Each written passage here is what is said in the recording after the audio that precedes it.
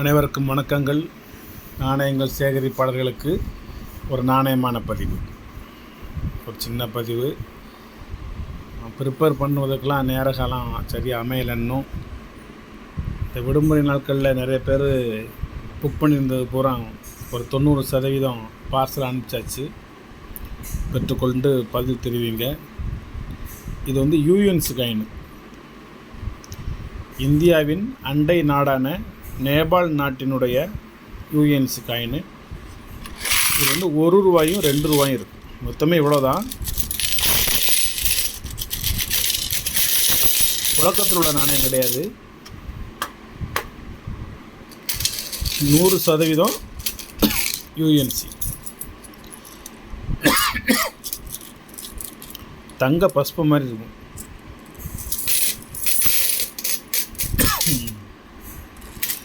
என்னுடைய 25 ஆண்டுகால நாணய சேகரிப்பில் எனக்கு முதலாக கிடைத்தது இந்த தங்க காசுகள் தான்.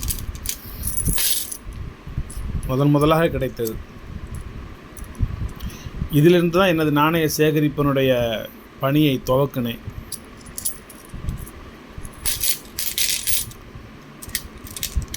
இது சிறுசாக இருக்கிறது 1 ரூபா, பெரியதாக உள்ளது 2 ரூபா. இது 1 ரூபா, 1 ருபையா அப்படின்னு போட்டிருக்கு. இதான் நேர. மேலேயும் ரூபாய் 1 அப்படின்னு ஆங்கிலத்தில் எழுதியிருக்கு. இந்த எழுதியிருக்கு பாருங்கள்.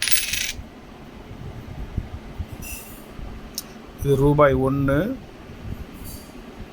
இது நேபாளத்தில் 1. ஆனால் இது ஹிந்தியில் தான் எழுதியிருக்கு. ருபையா அப்படின்னு ஹிந்தியில் தான் எழுதியிருக்கு. ரூபையா.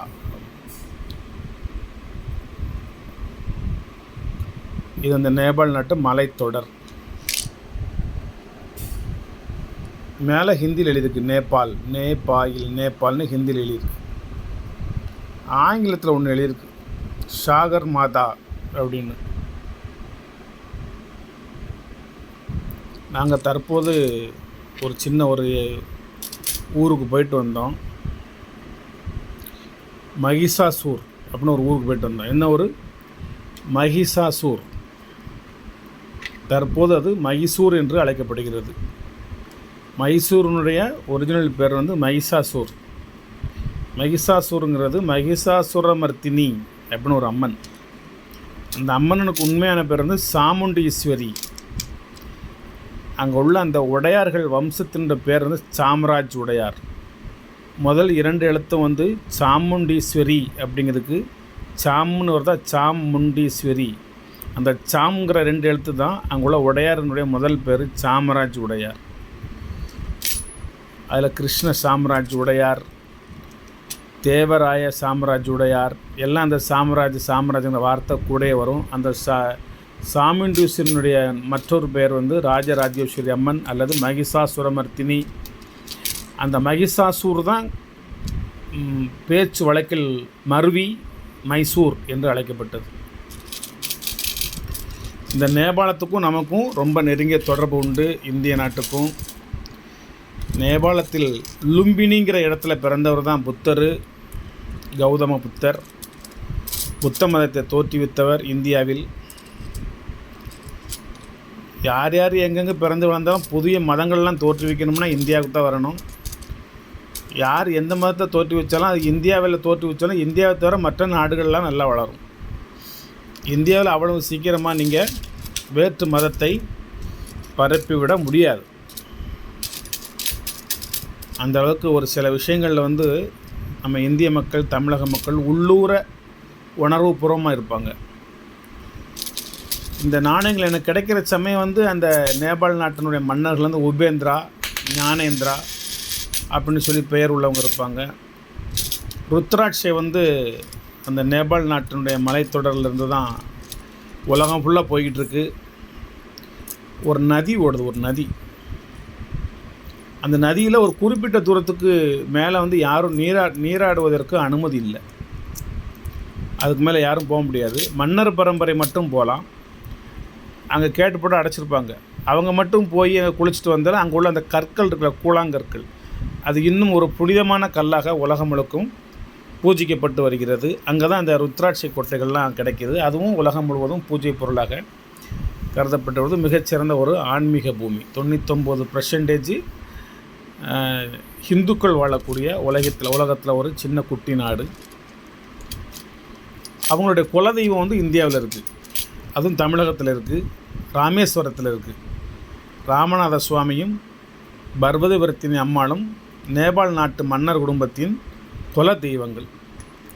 அவங்க வந்தால் தான் கோயிலுக்கு உள்ளே போய் கருவறைக்குள்ளே போய் சிவலிங்கத்தை ஆலிங்கன தரிசனம் செய்யக்கூடிய உரிமை பெற்றவர்கள். அதை யாராலையுமே தடுக்க முடியாது. முதலாக 1000 ஆண்டுகளுக்கு முன்பாக சுயம்புவாக தோன்றிய ஒரு சின்ன குட்டி சிவலிங்கம், அதை நிரப்புகின்ற அளவுக்கு, சிவலிங்கம் மூழ்கின்ற அளவுக்கு வைரக்கற்களால் அர்ச்சனை செய்த குடும்பம் நேபாள் நாட்டு மன்னர் குடும்பம். அந்த வைரக்கற்களை சிறிது சிறிதாக ஏலத்துக்கு விட்டு அதில் வரக்கூடிய பணத்தை வைத்து அந்த கோவிலை புனரமைத்து கொஞ்சம் கொஞ்சமாக மேலே கொண்டு வந்ததாக, கருவறைகள் கட்டியதாக ஒரு வரலாறுகள் உண்டு. அதனுடைய முழு நிர்வாகமும் சேதுபதி வம்சத்தையே சாரும். ராமநாதபுரம், சேது நாடு, சேது சமுத்திரம், சேதுபதி சாலை, சேதுபதி நகர், சேதுபதி மாவட்டம், சேது சீமை எல்லாமே அங்கே தான் சேரும். தற்போது வந்து நாகேந்திர சேதுபதி என்பவர் அந்த பதவியில் இருக்கார். ராமேஸ்வர கோவிலுக்கு பரம்பரை தர்மகர்த்தா அவங்க, அறங்காவலர் குழு தலைவர் அவங்க. புதிதாக சமீபத்தில் ஒரு 10-20 ஆண்டுகளுக்கு முன்பாக காஞ்சி சங்கராச்சாரியார் அவர்களுடைய முழு முயற்சியில் வடக்கு கோபுரமும் தங்கத்தேரும் அங்கு புதிதாக அமைக்கப்பட்டது, நிர்மாணிக்கப்பட்டது. 1000 ஆண்டு காலமாக வடக்கு தெற்கு கோபுரங்கள் கட்டாமல் இருந்தன. அதை கட்டியார்கள் காஞ்சி சங்கராச்சாரியார் ஜெயேந்திரர் அவர்கள். தங்கத்தேர் அந்த கோயிலுக்கு இல்லாமல் இருந்தது, அந்த ஆசையமும் நிறைவேற்றி வைத்தார்கள். நிறைய வரலாறுகள் இருக்கின்றன. நாணயங்களை சேகரியுங்கள், அதன் மூலமாக சிறிது சிறிதாக உங்களது வரலாறுகளை தெரிந்து கொள்ளுங்கள். ஒரு அற்புதமான ஒரு நாணயம். நான் வந்து இந்த நாணயத்தை விற்பனை செய்ய வேண்டும் என்ற அவசியம் கிடையாது. எனக்கு 2 எண்ணம் எடுத்து வச்சுக்கிடுவேன், பாக்கி நண்பர்களுக்கு கேட்டால் கொடுத்துருவேன். அதுவும் நல்ல பொருளாக கொடுக்கணும், விலை கம்மியாக கொடுக்கணும். இதன் மூலமாக நிறைய நண்பர்களை சந்திக்கணும், உண்மையான நண்பர்களை சந்திக்கணுங்கிற ஒரு பேராவா. தற்போது நான் இந்த மைசூருக்கு போவையில் கூட என்னுடைய யூடியூப் சேனலின் சப்ஸ்கிரைபர்ஸ், என்னுடைய நண்பர் அவர்கள் வீட்டில் தான் நான் தங்கினேன் குடும்பத்தோடு. அந்தளவுக்கு அவங்க நல்ல சிறந்த முறையில் உபசரித்தாங்க, அவர்களுக்கு நன்றி. திரும்பி வரும் பொழுது எனது நண்பர் நாணய சேகரிப்பாளர் தருமபுரியில் இருக்கிறவர் தான் எனக்கு வேண்டும் என்கிற அனைத்து உதவிகளையும் செய்து கொடுத்து, எனது சின்ன குட்டி மகிழ்வுந்தையும் சீர் செய்து உணவெல்லாம் வாங்கி கொடுத்து எனக்கு சிறந்த முறையில் வரவேற்பு கொடுத்தாரு. அவருக்கும் மிக்க நன்றி. ஓசூர்லேயும் என்னுடைய நாணய சேகரிப்பாளர் நண்பர் தான் எங்களுக்கு அனைத்து உதவிகளும் செஞ்சு கொடுத்தாரு, அவர்களுக்கு நன்றி. எங்கெங்கே சென்றாலும் இந்த நாணய சேகரிப்பாளர் நண்பர்களின் மூலமாக அவர்களோட அன்பையும் ஆதரவையும் பெற்று வருகின்ற ஒரு சேனலாக அந்த ராஜேஷ் கலெக்ஷன் சேனல் இருக்குது. அதனால் இது ஒரு அருமையான ஒரு கலெக்ஷன். இது வந்து ₹1, ₹2 ரெண்டுமே யூஎன்சி, 2 காயினும் சேர்ந்து வந்து ₹60. சிறுசும் ஒரே விலை தான், பெருசும் ஒரே விலை தான். பெருசு மட்டும் தனியாக வாங்கினீங்கன்னா ஒரு நாணயம் ₹50 சொல்லுவேன். அதனால் பெருசு வாங்க வேண்டாம், ரெண்டும் சேர்ந்து ஒரு செட்டாக வாங்கிக்கோங்க. மொத்தமே உங்களுக்கு 60. இந்த 2 நாணயமும் சேர்த்து உங்களுக்கு ₹60. ₹110 போட்டிங்கன்னா உங்கள் இதை ரெண்டையும் உங்களுக்கு அனுப்பிச்சி விடுவேன். பக்கா 100% யூஎன்சி காயின். மொத்தம் இதில் 50 செட் இருக்குது. பெரிய நாணயம் 50, சிறிய நாணயம் 50 இருக்குது. இவ்வளவு தான், வேறு இல்லை. 100 வந்ததில் 50 போயிடுச்சு. திருப்பி இந்த 2வது 50 இந்த பெரிய நாணயத்தை வரவழைச்சி உங்களுக்கு நான் ஒரு செட்டாக கொடுக்கணுங்கிறக்காண்டி கொடுக்குறேன். ஒரு அற்புதமான கலெக்ஷன். 2 நாணயம் சேர்ந்து வெறும் ₹60 தான்.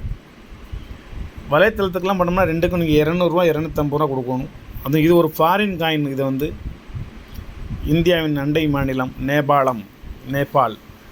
ஒரு அற்புதமான ஒரு மாநிலம் இல்லை, அற்புதமான ஒரு நாடு. வேண்டும் என்பதும் வாங்கிக்கோங்க.